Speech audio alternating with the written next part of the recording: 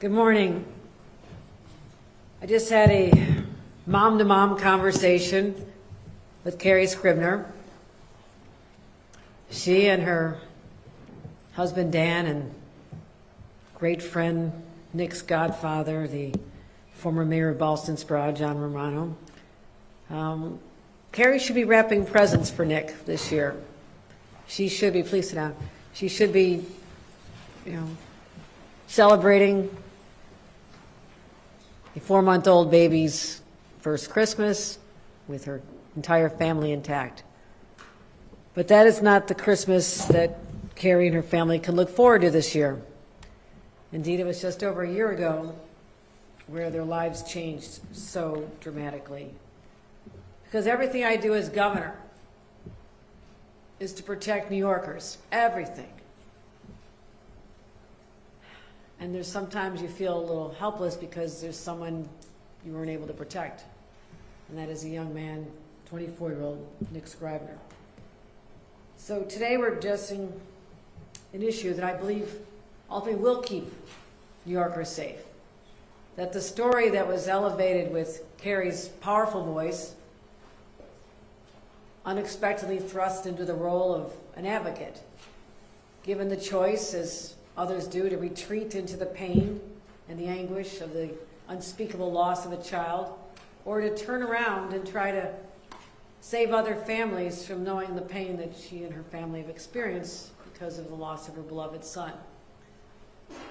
She became a fierce advocate, gathering with other families that she found a spirit of decor with, other families that lost their children for a drug that people thought was absolutely harmless. It's natural, grows in the wild, it's not made in a lab. It must be safe. And they and other families found that was not the case at all. So I thank her for being the champion that this cause needed, those who rallied around her. Also, the advocates who got together. I want to thank all of you for giving your time to spare other families this pain. And our sponsors of bills. And many times we can address problems by getting together with their colleagues in the Assembly and the Senate, talking about the options, how we can address crises or a problem, and then it lands on my desk.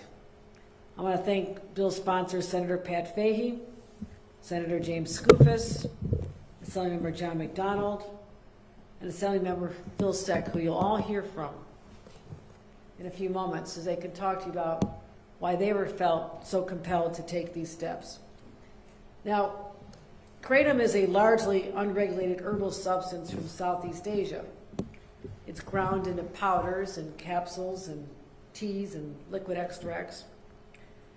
It's sold in convenience stores and smoke shops and even online. Kratom has become more widespread because basically there's no warnings and no age limits. Kids from high school can walk in the store and buy this. And it is a stimulant that has opiate-like effects, though. It can be used to increase energy, manage anxiety, alleviate pain, and even supposedly ease the pain of opiate withdrawal. Except it has its own addictive properties that no one knew about. Almost 1% of all U.S. adolescents report having used kratom in the last year. Doesn't sound like a lot, 1% of Americans. That's 2 million. 2 million people have used it, including tens of thousands of New Yorkers and minors, young people who aren't even aware that there's something dangerous about this substance. The FDA and the CDC, they do warn of addiction and dependence and dangerous risks, but kratom is listed just in 1 year period as the cause of death in over 100 overdose cases, not nationwide, but in the state of New York. We lost 100 people because of this. These aren't abstract statistics, not just 100, it's real people. it's your neighbors, it's your friend, and in some cases it's your son. Young people like Nick Scribner, he died in 2024 from a respiratory arrest caused by kratom intoxication. That's what was said, kratom intoxication. As I mentioned, what his family has gone through and what Carly has championed, and we're here today. And I want to thank her again. I can never thank her enough for not receding into her own life, but stepping forward. And I want to thank everyone to make sure that his death was not in vain, that we could perhaps save other lives from meeting the same fate. I believe that New York consumers should know what they're buying, what they're ingesting. Their families should know. And they deserve to have clear warnings about the psychiatric, cardiovascular, gastrointestinal, and respiratory risks associated with it. Our state has built strong nation-leading frameworks to regulate substances, and kratom has been used around the world for centuries. So there may be some health benefits. We're not talking about an outright ban, but if a product carries real risk, don't you think people should know about it? Shouldn't you at least be able to make that decision? So that's why we need protections. And today I'm signing balanced legislation, a responsible approach to kratom regulation through two straightforward measures, aligning with basically how we already regulate tobacco and vaping products, cannabis, and alcohol. First of all, we're establishing age restrictions. It makes it illegal to sell or provide kratom to anyone under the age of 21. Requires clear signage, ID checks, and a $500 civil penalty for violations. Secondly, we're setting marketing rules and requiring warning labels. These labels, as we've seen them before, will disclose the product ingredients and prominently warn consumers about the known risks, and that kratom is not approved by the FDA. Together, these bills, I believe, will prevent addiction and awareness. Nick would never have done this if he had known there were risks. He was trying to find a non-addictive natural substance. I think we can avoid more tragedies with these. We talk about protecting families and kids, and I want to thank my fellow champions for trying to do just that here today. I'm proud to cite this. There's a part of me I wish I didn't have to. I wish that there were 100 New Yorkers still with us today because they knew the risks. And because of this warning, they did not ingest this. But alas, we are here today, going forth into a new year shortly with new warnings and hopefully giving people a new lease on life and sparing other families, as I mentioned, what this incredible family has gone through.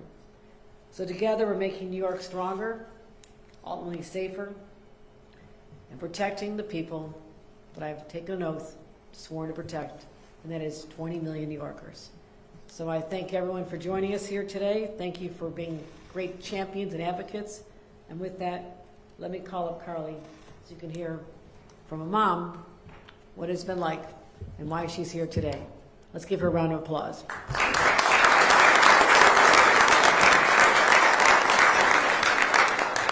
Good morning. Nick was my youngest child, and he was quiet and introspective. However, he could always tell the perfect joke at the perfect time. His timing was flawless. He worked at the Village of Ballston Spa Pool for 4 years and decided he didn't want children after realizing how little children listen. And studied and had a great new job for the county, had his own place, a new vehicle, and we knew he was on to a great start for a young man. And then kratom took his life. The side effects took his life. When you lose a child, you have, or any loved one, you have a choice of what you can do. And I took the former choice for a little while, and that was to take to my bed. But shortly after, Nick's stepson and godfather, who are here today, helped me start researching kratom and realized how unregulated it was. And Nick, in fact, took it thinking it was an herbal health supplement. He was hoping it would help him with his chronic insomnia, give him more energy, and build up his immune system and make him real healthy. But within 6 to 8 weeks, he was hooked, didn't even know why, couldn't even put his finger on it because he was taking something that was an herbal extract and a health supplement. We miss him. We miss him. People say I am very brave, but Nick is the real hero, as are my comrades here in getting this bill together. I have had nothing but empathy, compassion, and support from everyone that I talked to in the legislature. No one misunderstood. Everyone went to action immediately on Nick's behalf. I would also like to say a word about the Saratoga County officials, my hometown, who let me into the town meetings. I was just a mom.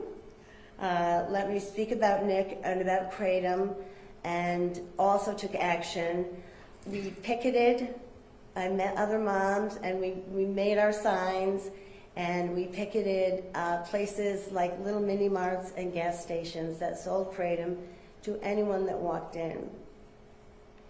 I went into a mini mart shortly after Nick's demise, and there was a mini cooler right by the front door that had a unicorn seltzer with little sparkles coming out of her face. It's flavored strawberry, and read the very tiny, tiny, tiny lettering on the bottom that said contains kratom. And no one even knew what kratom was. So it has been my honor and pleasure to work with these folks here. I feel Nick's presence with us. I feel there will be fewer Nick Scribners who succumb to this drug, and more people engaging in the ripple effect that something like this has. We don't need to lose more young people to this. The word has spread, and I'm very grateful. Thank you.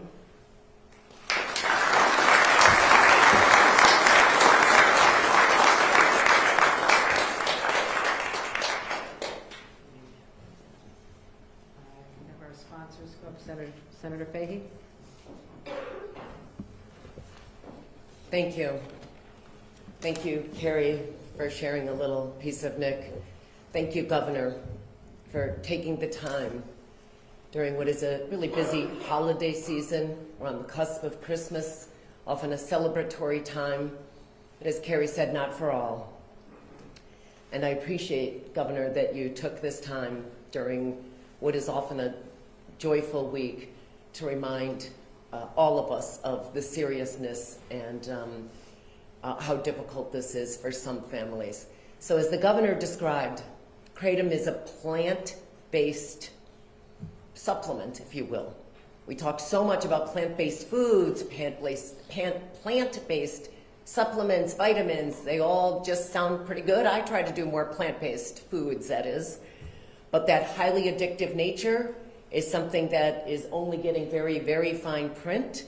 And the fact that it is so highly addictive, yet unregulated, completely unregulated for minors, I could not have been more honored to sponsor this bill along with my colleagues, who you'll hear from momentarily. And the fact that teens and young adults are often mistaken in the use, and that one-fifth of teenagers end up needing some type of medical attention, that's just a stunning number, in a business that has grown to $1.5 billion annually in this country. So your loss, I hope, will help prevent the loss of others, as I hope that the ban on selling to anyone under age 21 and plenty of warnings and labeling will help to turn this around. The FDA, at least the FDA of old, the FDA we used to know did warn us about kratom in 2017, but that's not enough. We need to go to the next step here. This is common sense. Maybe there's more we'll need to do in the future to stop this, but I have to say, this is something we may need to do more of because we are seeing this once again. Science and government are struggling to keep up with these new natural supplements. And so it is incumbent upon us to help families, to help young people navigate this. And on a personal note, I have to say as a mom too, Carrie, I just so appreciate that you took your extraordinary grief and turned it into action. And I really hope that it will save lives. In fact, I'm sure this will save lives. So yes, I've walked in some of your shoes, and it gives me great comfort that I too can help join you in maybe preventing more loss.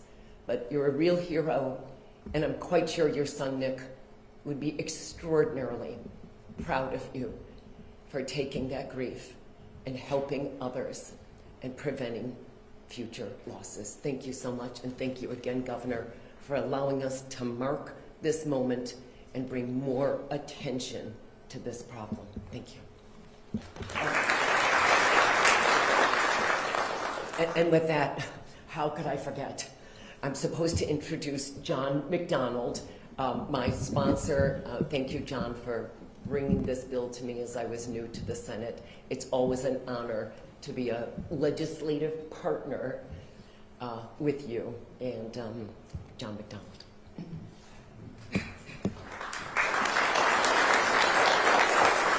Thank you, Senator. Governor, thank you for providing your signature to these two important bills. My experience with the age limitation bill dates back about 15 months ago.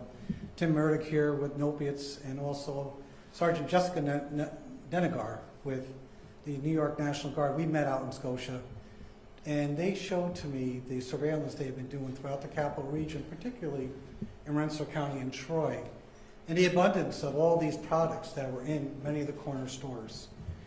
And I went out and did a little reconnaissance myself, grabbed a few of these. I was amazed at how easy it was to pick it up and how small the print was, and that's not because I'm getting older. And it led me to work with Pat and to work, obviously, with Carrie to push this legislation, to put age restrictions. These are very common sense, logical first steps towards regulating a substance that has been around for multiple generations. It's not lost on any of us that this is the holiday season. It's a season of joy. Sadly, for families like Carrie's and many others, it is a season of sorrow as well. It is my hope that the legislation that we've collectively worked on together will bring greater days of joy for many families to follow. And now it is my pleasure to introduce a former colleague in the Assembly who thought it was greener over in the Senate, and that's Senator James Skoufis.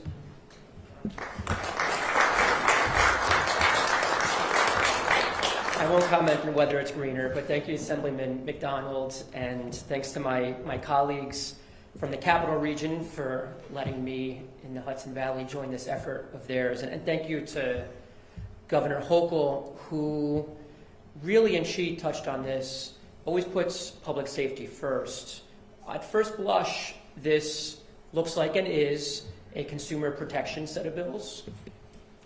More importantly, in my mind, it is a public health statement that we're making today, and most importantly, is a public safety statement that we're making today. These two bills will keep New Yorkers safer, so thank you, Governor Hochul, for always prioritizing safety in our state.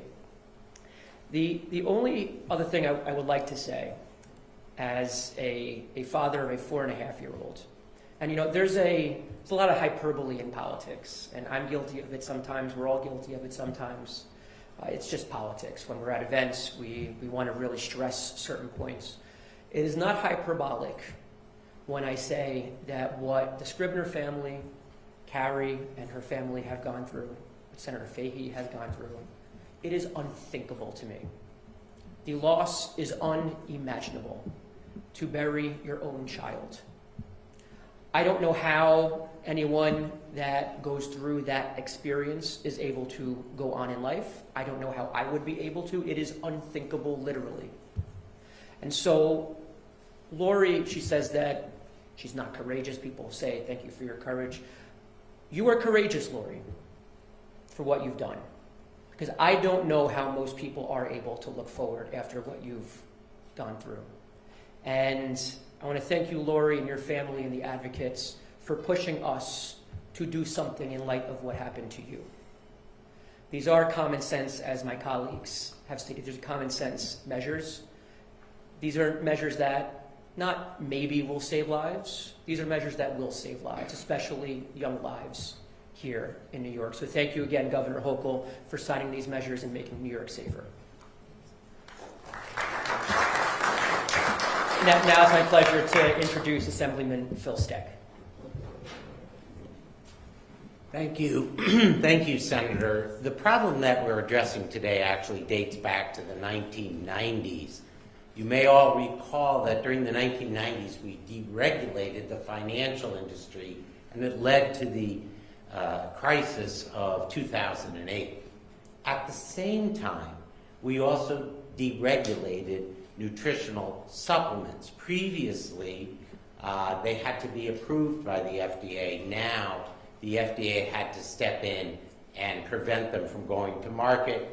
And as we have seen with Kratom, they issued strong disapproval, but nonetheless, these were common and on the shelves and posing danger to people like Carrie's son. I want to thank Carrie for bringing this issue to my attention as chair of the Committee on Alcoholism and Substance Abuse in the New York State Assembly. I was invited to a meeting by Carrie's Assemblywoman, Mary Beth Walsh, and we discussed the matter, and then went right to work on drafting legislation that would put warning labels on this product. And I thank the governor for adding to some of the things that we had proposed.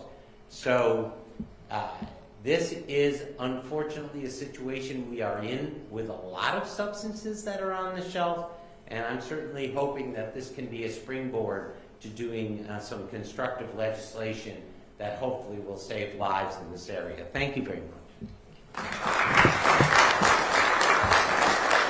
That concludes our speaking program.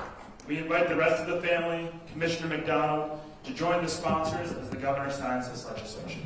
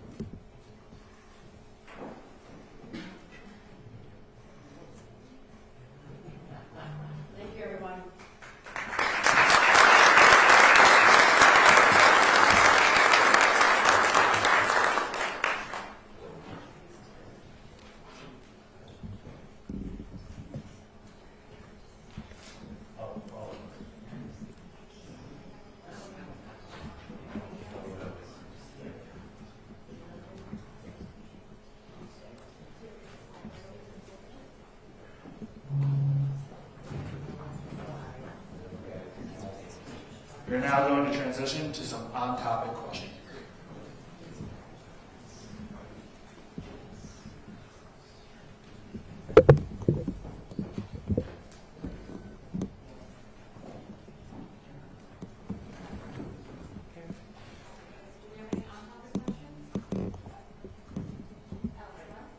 Hi, Governor. I'm just curious, you said that this is a first step. Would you consider expanding beyond just limiting it for people under the age of 21? And would you in the future consider a statewide ban on kratom? I'm willing to consider anything to save lives in the state of New York. So let's work with the legislature and look at the data and look whether any improvements have been made, whether the FDA has decided to take any other steps. So no, it's certainly an issue that is evolving. This is a first step today, but it's still on the table. For Commissioner McDonald, I'm just curious if the health department has any specific thoughts or guidance or research that has been done at the state level about kratom and its impacts, or what are you tracking? Thank you. So kratom, I still think it's a word that people aren't quite used to. It acts like an opioid, is what we often say, but it actually binds to the same receptor as morphine in your body. So it really is addictive. And I think it's just important to understand that the pharmacology of this is well known. And kratom, it isn't just one drug. It's dozens of psychoactive substances. The active ingredients, mitragynine, 7-hydroxymitragynine, the ones that are most well known, but they're the ones that act like an opiate. And people do become addicted to it. I think it's important to know that if you're someone who's addicted to kratom, there's hope. You can get treated with the same medication that we use to help people with opiate addiction. Buprenorphine, for example, is one that's very effective for this. Another thing that people should know is if you experience an overdose with kratom, someone who's had an overdose with kratom, you should try naloxone, the opiate antagonist, as well. So I think these are a couple things people should have in mind when you're considering kratom. I think this is just a wonderful example, though, of legislation coming from a grieving mom. Quite frankly, this is avoidable. It's preventable. It's really critical to help New Yorkers this way. So thank you.